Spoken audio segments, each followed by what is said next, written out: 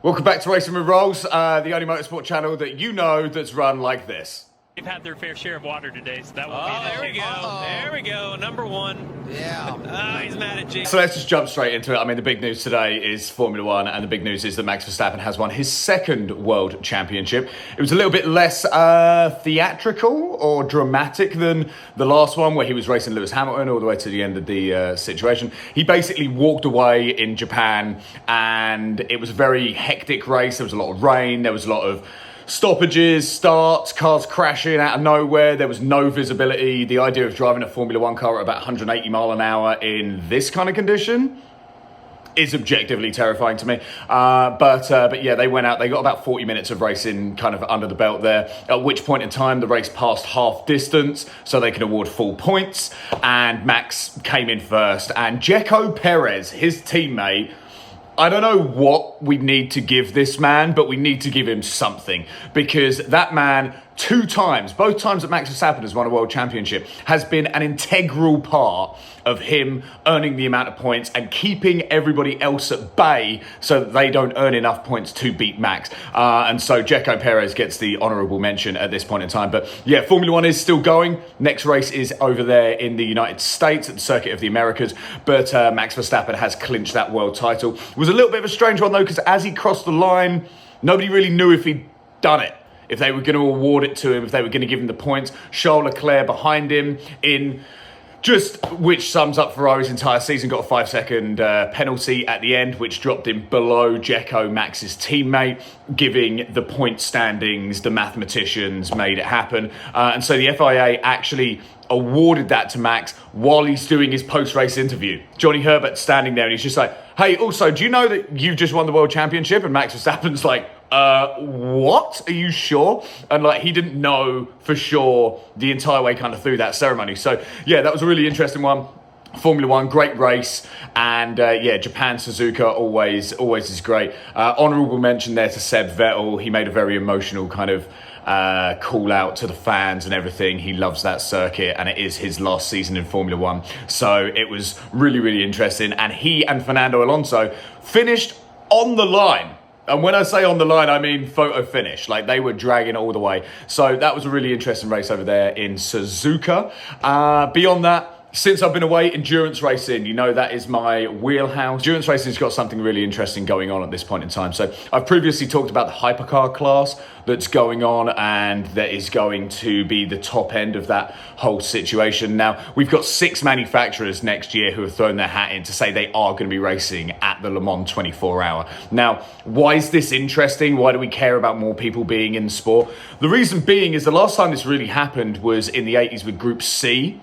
And there was some amazing racing, arguably some of the best race cars ever came out of Group C racing. And then after that, you had the generation that was like the McLaren F1s, the Porsche 911 GT1s, and the Mercedes CLK GTR, which is one of my personal favourite race cars. Because 1, it's beautiful. 2, it was incredibly fast. And 3, it does this, which is one hell of a party piece. And so, yeah, so unfortunately Mercedes aren't running a race car in this whole situation. So you've got Toyota, Porsche, Glickenhaus, Ferrari, Peugeot and Cadillac. And why that is interesting. Peugeot are running a car that looks like no other race car that really you've ever seen since before the days of aerodynamics. They're running no rear wing on that. They also have a storied history at Le Mans of winning. They ran it in this current season, so they do have some seat time with that. Unfortunately, that car exploded, both of them, the last time out they took that, so they do have some reliability situations going on there. Beyond that, Ferrari, obviously, Ferrari and motorsport, those two things go together absolutely perfectly. And Ferrari started out as a racing company that needed to sell road cars to go racing. And so that's going to be really great just to see them back at the top flight of that endurance motorsport. And then Cadillac, I was actually lucky enough to see this car in the flesh the other day, and if Bruce Wayne had spent all of his billions on therapy rather than just beating people to a pulp in a bat suit, this is probably the car that he would design. I mean, this thing is a wild looking thing, and so that's going to be great to go see that run in anger. And then you've got Porsche. Now Porsche, obviously, anybody who has ever watched a motorsport event has probably seen a Porsche go round, and they have a great history over at Le Mans. They have been kind of in and out for the past decade, but now they are fully factory, let's go get them. And then you've got Glickenhaus. Now this guy originally wanted to go racing in a Ferrari, but Ferrari wouldn't sell him a car, so he went and built his own. And I kind of just love that spirit, basically. And they have been running for the past couple of years.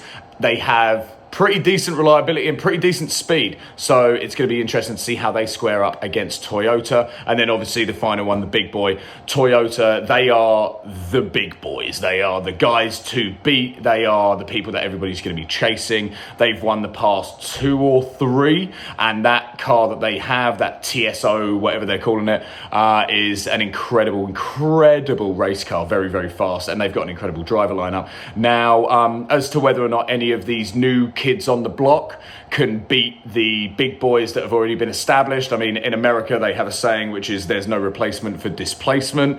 In endurance, I think the parallel to that is probably there's no substitute for seat time.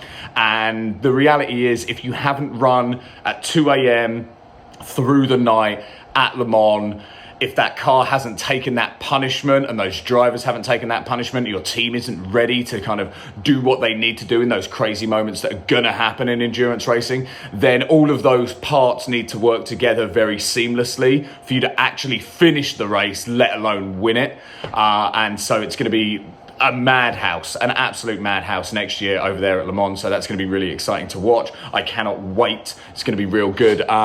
Beyond that, there is some stuff going on in rally. They just completed the New Zealand rally. It's a muddy one over there, and they like going sideways. And obviously with rally cars, if you go sideways fast enough, occasionally you're going to go upside down and then probably roll around quite a lot in the trees. And a couple of that happened. But yeah, it was an interesting one. It's cool. Go check out some rally if you can. With regards to other things that you should be checking out, if there is a car show near you and you're watching this channel, just go.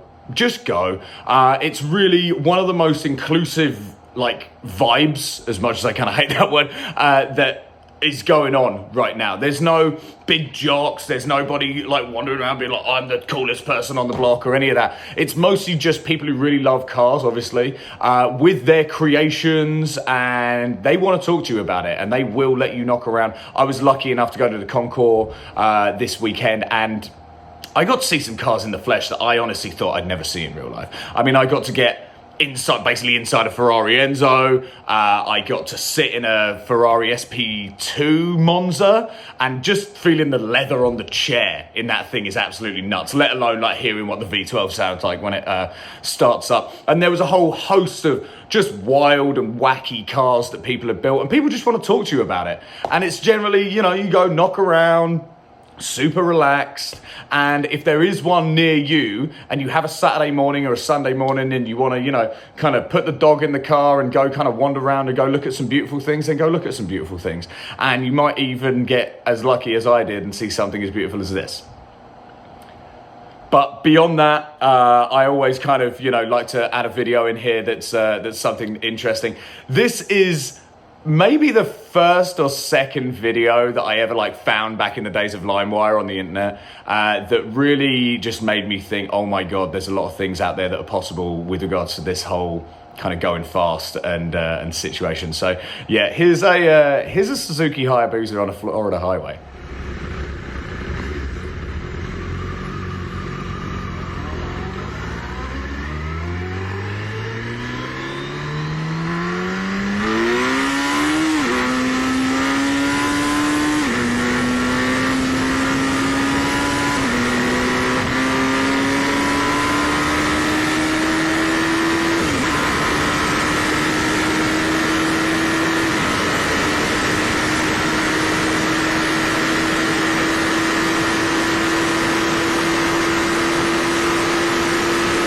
All right, awesome. Now you've come back down to earth. You have a great weekend. Love you.